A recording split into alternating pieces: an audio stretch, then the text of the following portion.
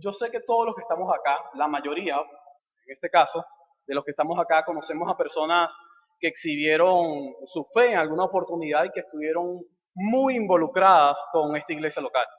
Pero que luego de un tiempo estas personas desertaron, son desertores de la fe. Y cuando esto ocurre, surgen preguntas como, ¿por qué no perseveraron hasta el final? Preguntas como, ¿la salvación se puede perder? ¿Qué pasó con esas personas que un tiempo estuvieron con nosotros en nuestra iglesia y de repente se han ido? Son desertores. ¿Qué ocurre con ellos? El día de hoy, nosotros en la Confesión Bautista de Fe de Londres, de 1689, vamos a estudiar la doctrina de la perseverancia de los santos.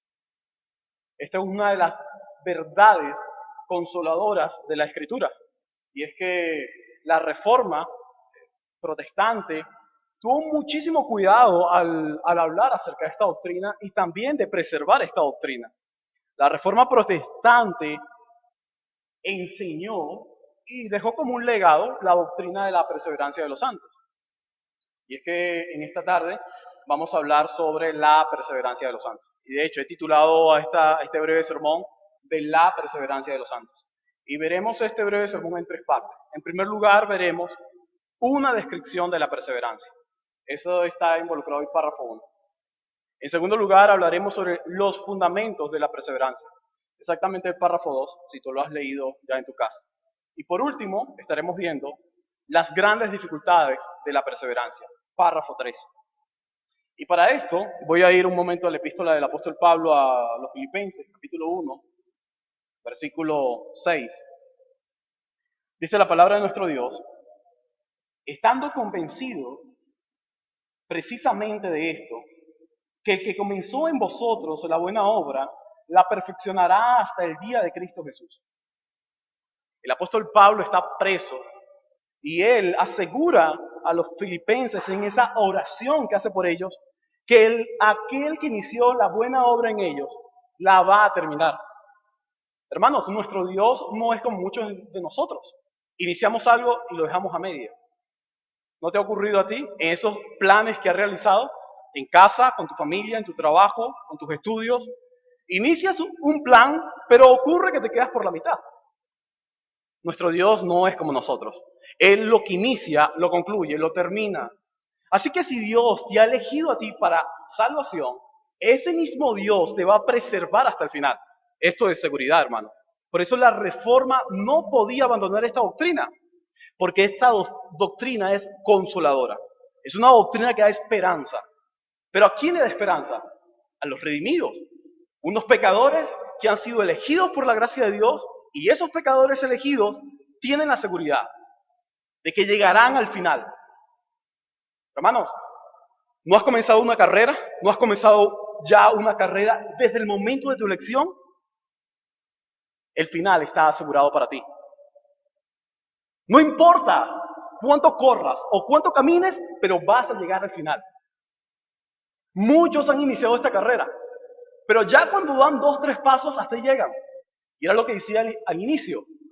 Nosotros hemos visto y hemos sido testigos de cómo personas exhiben su fe y están íntimamente involucradas en la vida de la iglesia, pero no terminan la carrera.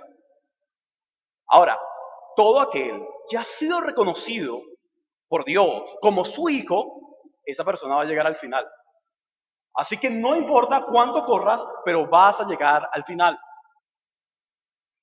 Ahora bien, mi intención esta tarde, en este breve sermón, es que tú entiendas que la vida cristiana implica una perseverancia genuina. Tu vida cristiana implica una perseverancia genuina. Y allí es donde quiero ir a la primera parte, una descripción de perseverancia. Ahora bien, dice el párrafo 1 de la confesión, aquellos a quienes Dios ha aceptado en el amado y ha llamado eficazmente y santificado por su Espíritu, y a quienes ha dado la preciosa fe de sus escogidos, no pueden caer ni total ni definitivamente del estado de gracia, sino que ciertamente perseverarán en él hasta el fin y serán salvos por toda la eternidad. Todos aquellos que han sido llamados eficazmente llegarán al final. Ahora, nuestra perseverancia no depende de nosotros, no depende de las capacidades que tengamos, no depende de nuestros conocimientos intelectuales o de la postura que tengamos nosotros, escatológica. No, la perseverancia del creyente depende de Dios, depende de ese estado de gracia, depende de la gracia divina. Así que por más que tú te puedas esforzar, recuerda lo que el apóstol Pablo le ha dicho a los filipenses, versículo 6. Estoy convencido de esto. ¿Pero de qué Pablo está convencido? Que el que comenzó en vosotros la buena obra, la perfeccionará hasta el día de Cristo Jesús. El apóstol Pablo dice, estoy convencido, iglesia de Filipos, que aquel que comenzó la buena obra en ustedes, la va a terminar. Y Pablo está preso. Cualquiera diría, bueno, se trata del apóstol Pablo que comenzó esa buena obra en la región de Filipos. La respuesta es no. No se trata de Pablo porque Pablo está preso. ¿En qué lugar está preso? Bueno, no sabemos en qué región está preso, pero lo que sí sabemos, en este caso, es que el apóstol Pablo está preso y él apela a aquel que les va a perfeccionar, a aquel que inició esta buena obra en ellos. Y con esto Pablo asegura de que él no es responsable de aquellas buenas obras de estos hermanos. Pero muchos de nosotros podemos actarnos y decir, yo soy responsable de las buenas obras de Juan o de María, porque yo le evangelicé, yo le prediqué. No, fuiste un instrumento por gracia. Pero quien hace la obra en el corazón del hombre es nuestro Dios. Allí no deben existir rivalidades, hermanos. Bueno, yo quiero predicar, yo quiero evangelizar, yo quiero hacer esto, yo quiero hacer aquello. No, cuando tú entiendes que Dios es quien hace esa obra, tú dices, ese que comenzó la buena obra en tu corazón, ese mismo Dios la va a terminar. Eso es consolador. ¿Sabes por qué? Porque nosotros somos criaturas, en primer lugar, cambiamos, muchísimo, cambiamos. Hoy reímos, mañana estamos molestos. Hoy estamos vivos, mañana desaparecemos. Pero nuestro Dios, Él ni cambia, ni tampoco muere. Él es inmutable y Él es eterno. ¿Quién puede contra Él? Absolutamente nadie, hermanos. Esto es algo de gozo, de regocijo, que debe causar tu vida y en tu corazón. El estado de gracia es la condición de ser librados de la ira de Dios y ser llevados bajo su amor y bajo su gracia paternal.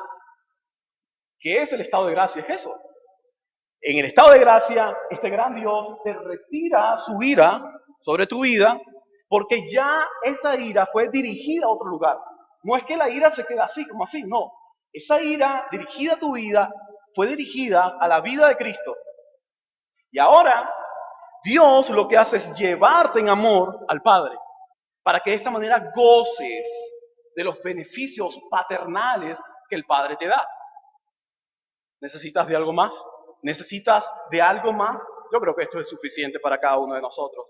Aunque no logremos alcanzar nuestros sueños en este mundo y en esta tierra, yo creo que entender que nuestro Dios ha dirigido su ira hacia el Hijo y nos ha encaminado en este amor eterno hacia esa gracia paternal es suficiente.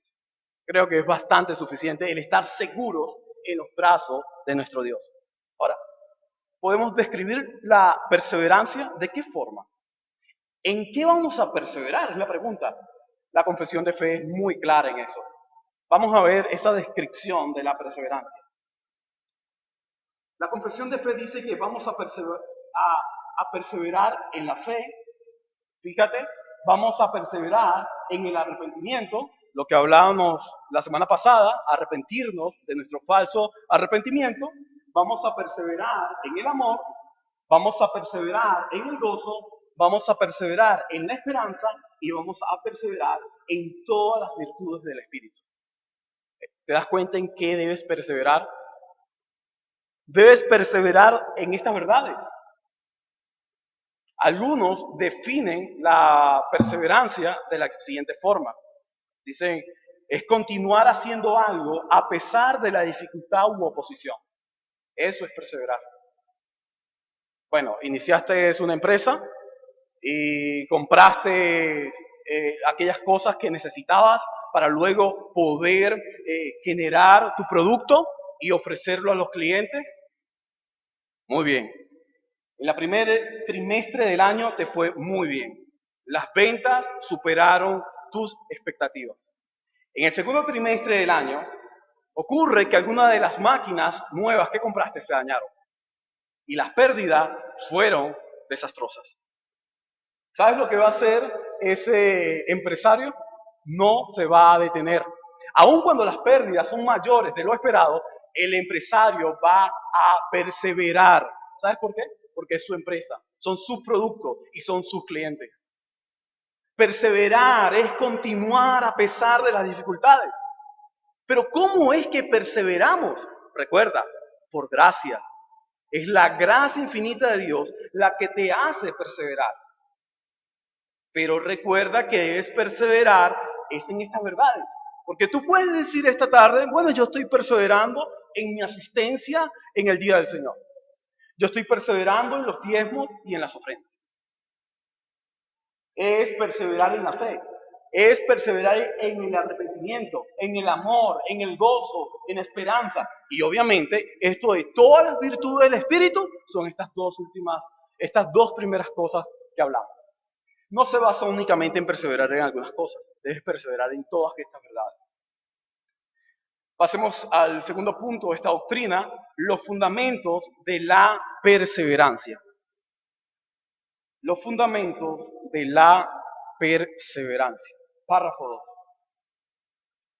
Dice, esta perseverancia de los santos depende no de su propio libre albedrío, sino de la inmutabilidad del decreto de elección, que fluye del amor libre e inmutable de Dios el Padre, sobre la base de la eficacia de los méritos y la intercesión de Jesucristo y la unión con Él. De esto se trata los fundamentos de la perseverancia. ¿Te das cuenta que el libre albedrío no es decisivo en nuestra perseverancia, sino que esta doctrina se enfoca en la gracia divina? Solo gracia, solo gracia. Por más difícil que quizás se te sea asimilar esta verdad, solamente podrás perseverar hasta el final si tienes gracia. Si no tienes gracia, no vas a perseverar hasta el final. Esa es la realidad, hermano. Así que debemos ir examinando nuestra fe. Evaluemos en qué creemos, lo que estamos haciendo. Y si lo que hoy nuestras vidas están revelando es digno de imitar, sigue perseverando. Si lo que hoy nuestras vidas están reproduciendo nos es digno de imitar, tú necesitas ser humilde, necesitas parar, necesitas meditar y necesitas arrepentirte para continuar perseverando. Esta perseverancia, como lo leímos en el párrafo 2, depende de la inmutabilidad del decreto de elección del Padre. Fíjate lo que dice. De la inmutabilidad del decreto de elección. Y cuando tú inicias ya ese primer fundamento, tú dices, la perseverancia tiene un alcance trinitario, porque en primer lugar está el Padre, que en su decreto de elección nos eligió. Pero en segunda instancia está la persona del Hijo, Jesucristo, que a través de su obra eficaz, Él nos ha acercado al Padre. ¿Y dónde queda el Espíritu? El Espíritu aplica estas verdades en nuestras vidas para reconocerle al Señor. Él nos hace ver nuestros pecados para que nosotros nos arrepintamos de ellos y podamos continuar la carrera. Esta semana, recuerdo lo que me pasaba de manera personal a mí. Estaba en la oficina haciendo unos informes y de repente veo que ya es la hora. Salgo apurado, pero había retraso en línea 1. Llego a Chacao y cuando llego a Chacao me doy cuenta de que voy a llegar tarde a mi clase de posgrado. Llego al edificio y el ascensor no servía. Y mis clases son en el piso 15. Dios mío. Y el Señor, dame fuerza. Y comencé a caminar. Ya yo había bajado en otras oportunidades los 15 pisos, pero no me imaginaba que subir los 15 pisos era mucho más difícil. Cuando iba por el 8º piso, ya no podía más. Yo decía, pero ¿qué pasa si yo no tengo barriga? No podía, hermanos. Llegué al 10, al décimo a tomar agua. Y llegué al 15 cansado, pero perseveré. ¿Y sabes por qué? Porque necesitaba escuchar la clase de estadística. Por eso, por mi propio beneficio. Hermanos, tú y yo fuimos salvos y alcanzados por gracia. No importa que lleguemos al piso 10 y estemos cansados y ya no podamos continuar. No importa. Paremos, bebamos un poco de agua y continuemos hasta el 15. Continúa tu carrera, continúa caminando, continúa adelante, porque vas a llegar. ¿Y sabes por qué vas a llegar? Porque Él ya lo ha dicho, que vas a llegar. Hermanos, tú vas a llegar hasta el final. Si la gracia de Dios, esa gracia está en ti. Si la gracia no está en ti, las cosas son difíciles y complicadas, sin duda alguna. Ahora, este don, este regalo inmerecido, ha sido dado a cada uno de nosotros para que lo valoremos, para que lo amemos. Pero, ¿sabes? Algo también que nosotros podemos ver acá, aparte de esto que ya hemos hablado acerca de que el Padre lo vemos en ese decreto de elección que elige a los pecadores para que sean salvos, o el Hijo en su obra eficaz, o el Espíritu en aplicar esta verdad. ¿Sabes lo que está en juego en esta doctrina de la perseverancia? La fidelidad de Dios. Porque si alguno de los suyos no llega al final, Dios no es fiel. Su atributo comienzan a caer, a estropearse, si llegase a perder a uno de los suyos. Pero recuerda las palabras de Jesús. Todos los que tú me has dado, Padre, todos ellos los he guardado. Solo se perdió uno, el hijo de perdición, Judas. Pero el resto, todos los tuyos, ellos están allí. Y oro a ti para que ellos sean guardados. Y ahí es donde viene el otro consolador. Hermanos, es cierto, la persona de Cristo no está con nosotros físicamente. Bien es cierto eso, pero Él oró por el otro consolador. El consolador primario y principal es Jesucristo, pero tenemos otro consolador, el Espíritu. El Espíritu Santo, Él aplica todas estas verdades, hermanos, para que nosotros podamos continuar y avanzar. Ahora, pasemos a este tercer y último punto de esta doctrina, las grandes dificultades de la perseverancia. Vamos a ver un poco el párrafo 3, si tienes allí la confesión. Y aunque los santos, mediante la tentación de Satanás y del mundo, el predominio de la corrupción que queda en ellos y el descuido de los medios para su preservación, caigan en pecados graves y por algún tiempo permanezcan en ellos, por lo que incurren en el desagrado de Dios entristecen a su Espíritu Santo, se les daña sus virtudes de consuelo, se les endurece el corazón, hieren la conciencia, lastiman y escandalizan a otros y acarrean juicios temporales, renovarán su arrepentimiento y serán preservados hasta el fin mediante la fe en Cristo Jesús. Ese párrafo es bastante escandaloso. Si lo lees con calma, es muy escandaloso. Porque el párrafo está diciendo que sus escogidos no solamente pecan, sino que pueden permanecer durante un tiempo temporal en ese pecado.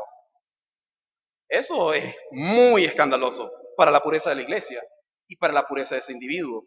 Es por eso que nosotros debemos examinarnos, hermanos. Porque la confesión te está diciendo que incluso el mejor de los santos puede caer. Eso es lo que la confesión nos dice. Los verdaderos creyentes pueden caer en pecados graves, como lo hemos visto, y continuar en ellos por un tiempo. Ahora, ¿cuáles son algunas causas de estos pecados? La confesión te lo dice al inicio. Satanás, el mundo y la carne, pero también otro, descuidar los medios para nosotros ser preservados. ¿Cuáles son esos medios? Oración, la Biblia, la comunión entre hermanos, oír la predicación. Hermanos, si se te está dificultando, y si eres sincero, si tú eres sincero, y se te está dificultando hoy, en esta tarde, orar, tú, amado hermano, puede ser que estés experimentando uno de los pecados más desastrosos de tu vida. Si has descuidado la lectura bíblica y solamente abres la Biblia Cuando en la iglesia local dice, busquemos en Salmo 11:5, y solamente allí es donde tú abres tu Biblia, estás mal, decaimiento espiritual. Hermano, si se te dificulta congregarte, no porque tienes una enfermedad, sino porque no quieres asistir ya, porque estás cansado ya, porque tienes muchas otras cosas que hacer, porque hay cosas más importantes, tú puedes estar pasando por un proceso muy delicado. Pero ojo, hay esperanza. Si tú has sido escogido y tú has descuidado la oración, la palabra, has descuidado los medios de santificación, estoy hablando con creyentes. Si has descuidado estos medios, pero eres creyente, hay esperanza.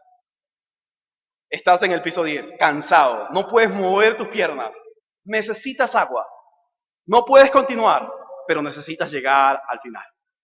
Y es allí donde tienes, sin duda alguna, una gran virtud, un gran consuelo que los pecadores no tienen. Hermanos, tienes la tercera persona de la Trinidad aplicando las verdades en tu vida.